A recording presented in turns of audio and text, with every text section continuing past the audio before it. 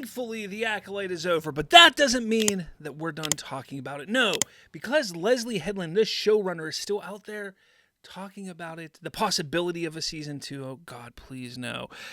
And so much more. We have to dissect and discuss what she is saying about the season that's over with and other stuff as well. And don't get me started. Look, there's going to be a lot more that we're going to discuss about season 2. We're not going to talk about that much here. On Slav's Geek Talk podcast, we will discuss that. If you've not heard about that show, later this week, we will discuss that. But let's get into what she says on Inverse.com. In an interview, if you take a look, Leslye Headland is just getting started. The Acolyte showrunner unpacks season 1 finale's biggest moments and teases plans for season 2. Again, we're not going to discuss season 2 so much here, but I am kind of upset with how she discusses the quote-unquote big reveals. I can't, it's just ridiculous. So, the interview kind of starts off with this first season of The Acolyte done and dusted. You'd think Leslye Headland would be free to spill some more secrets about the Star Wars series, but the writer-director is still playing a few cards close to the chest. That's partially because she's still thinking about the future of the show. Why? The show was horrendous, but let's move forward and still waiting that coveted second season order. You're not going to get it. And you better not get it, I should say. There's still a high chance it could follow in the footsteps of The Mandalorian and Andor, especially with an eager group. Where's the eager group of fans campaigning for another season? Where's the campaigning for another season of the show? She says, I'm not online. My wife told me about it, Headland tells Inverse of the hashtag Renew the Acolyte movement. I am online. I am on Twitter, X, whatever you want to call it, constantly. I have never seen that hashtag. I've not seen it. Where's this hashtag at? Regardless. Okay. I don't want to talk about that though. She says her wife, Rebecca Henderson, who was on this show, she was the green-headed pickle or Venestress or whatever her name is.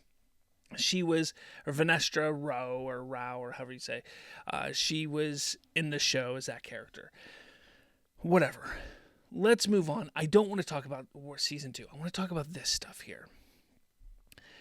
Let's see here. Where's it at? Starting from the very end of the episode and working our way back, I hear you had to fight hard to get Yoda in the stinger.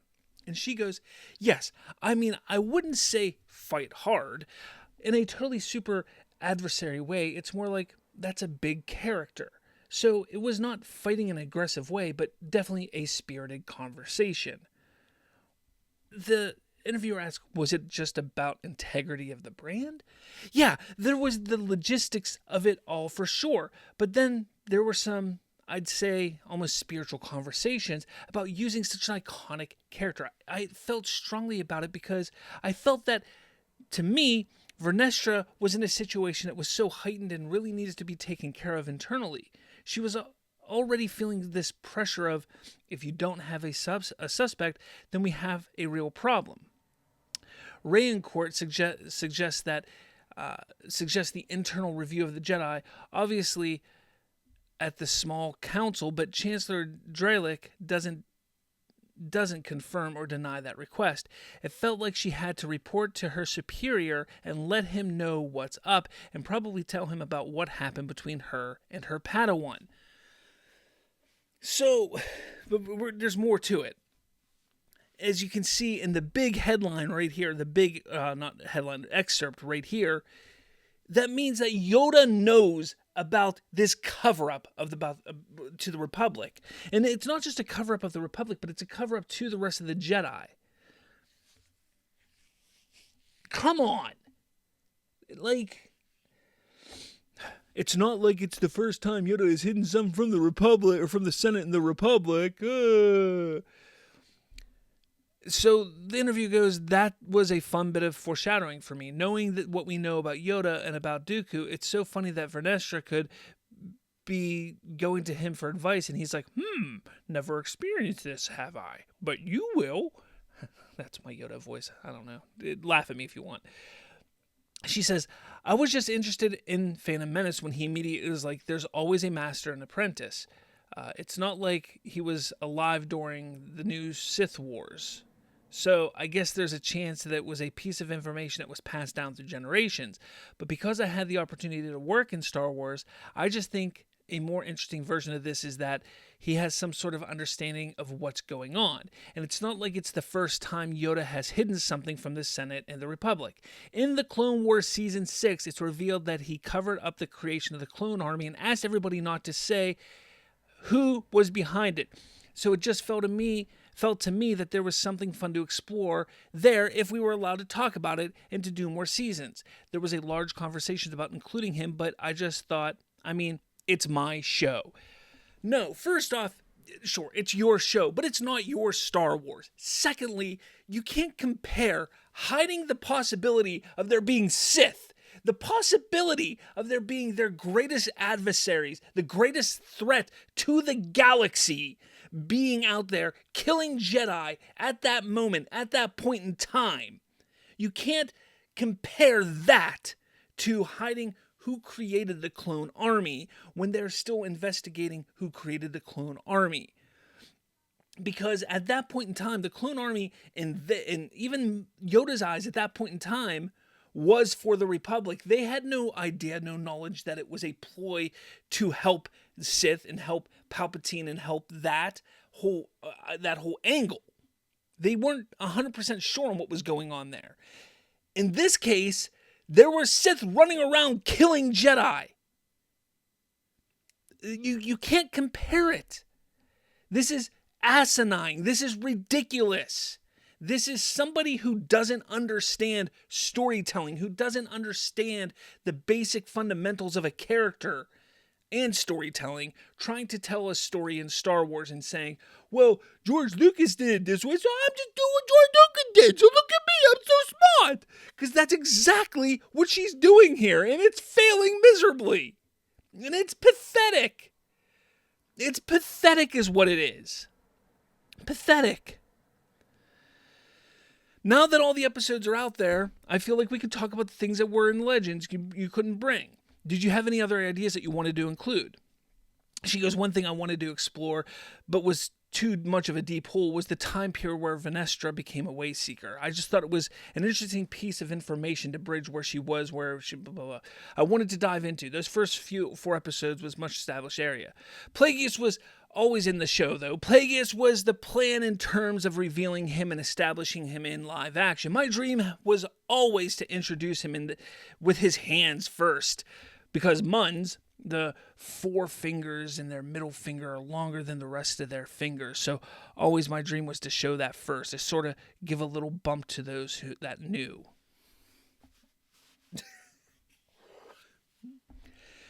That's like, I know nothing about the character. I saw the character one time in an image in a book, and I was like, oh, look, his fingers are cool, but I know nothing about the character, so let's show the fingers first. Let's show the fingers first.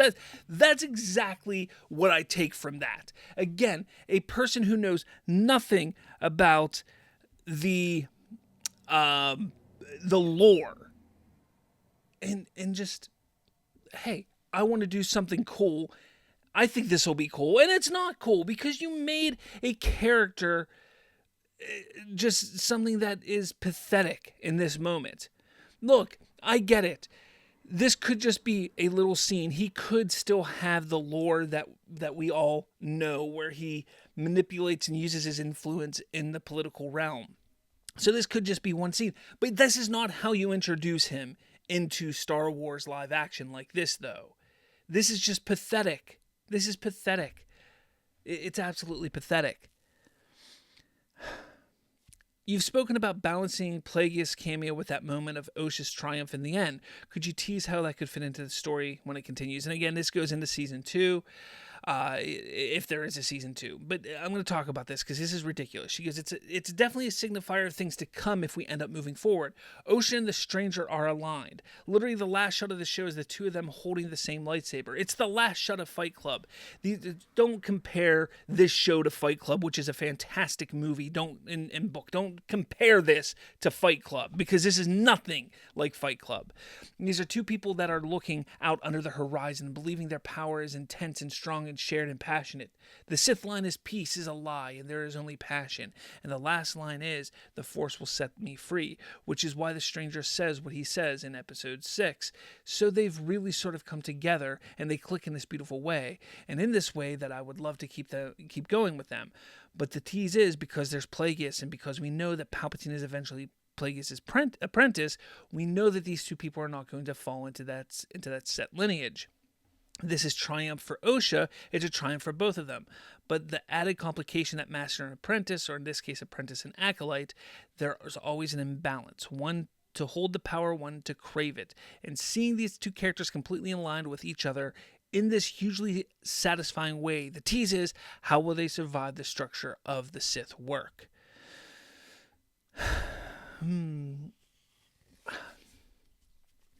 So she's saying that the whole story was about, this show was about Osha and May and how they're stronger together and they have this connection and they're stronger together because they're technically one person. But actually, no. It's actually the stranger, Khmer, and Osha who have this strong connection. So the whole story that we wrote was bullshit, and this is the story that it actually is. So these two are actually stronger together. That's what the story actually is at the end. And you know what? With that, we know that it's not going to lead anywhere. Obviously, it's not going to lead anywhere. But the story's going to be interesting because is it a love story? Not really. I mean, kinda, sure, maybe. We really don't know.